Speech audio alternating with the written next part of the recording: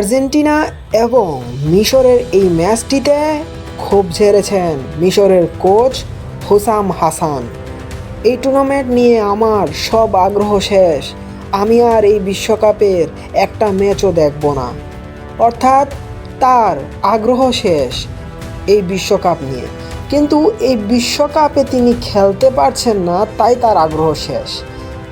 এটা এমন নয় যে আর্জেন্টিনা চোরামি করছে, ফিফা কারচুপি করছে, তাই তিনি খেলা দেখবেন না। তার মতামত পরিষ্কার না থাকলেও মিশরীয় ফেডারেশন আর্জেন্টিনার বিপক্ষে হারের ম্যাচে রেফারিং সিদ্ধান্তের তদন্তের দাবিতে একটি অভিযোগ দায়ের করেছে। তাতে পরিষ্কার যে মিশর রেফারির বিভিন্ন সিদ্ধান্তে খুশি নয়। তাছাড়া একটা সিদ্ধান্ত দেখতেছিলাম যেখানে মিশরীয় ফুটবলার কান্না ভেজা কণ্ঠে কিছু কথা বলছিলেন, কিন্তু সেই একই প্লেয়ার যেভাবে আর্জেন্টিনা প্লেয়ারদের ফাউল করেছেন তা দেখে অনেকে আবার হাসাহাসি করেছে।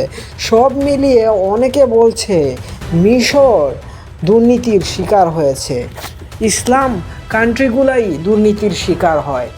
কিন্তু তারা আগে যখন ইরান বিশ্বকাপ থেকে বিদায় নিল তখন কেন আওয়াজ তুলল না, তখন কেন বলল না যে ইরানকে ইচ্ছাকৃতভাবে বিশ্বকাপ থেকে বিদায় করে দেওয়া হয়েছে, ইরানকে সুযোগ সুবিধা থেকে বঞ্চিত করা হয়েছে, ইরানকে কোনো হোটেলে থাকতে দেওয়ার অনুমতিও পর্যন্ত দেওয়া হচ্ছিল না।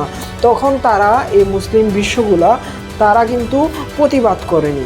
ইভেন তারা ব্রাজিলের পক্ষ হয়ে তারা মরক্কোকেও হারিয়ে দিতে যাচ্ছিল, কিন্তু যেই তারা টুর্নামেন্ট থেকে বিদায় হলো তখন তারা মিশরের পক্ষ নিয়ে আবার ফিরে আসলো এবং আর্জেন্টিনা কারচুপি করেছে এমন একটা বয়ান তারা দিল। কিন্তু মিশরের ফেডারেশন আর্জেন্টিনা পক্ষে কোনো কথা বলেনি বা বিপক্ষ কথা বলেনি। তারা ওই ম্যাচের রেফারিং সুষ্ঠু হয়েছে কিনা তার দাবি জানিয়েছে।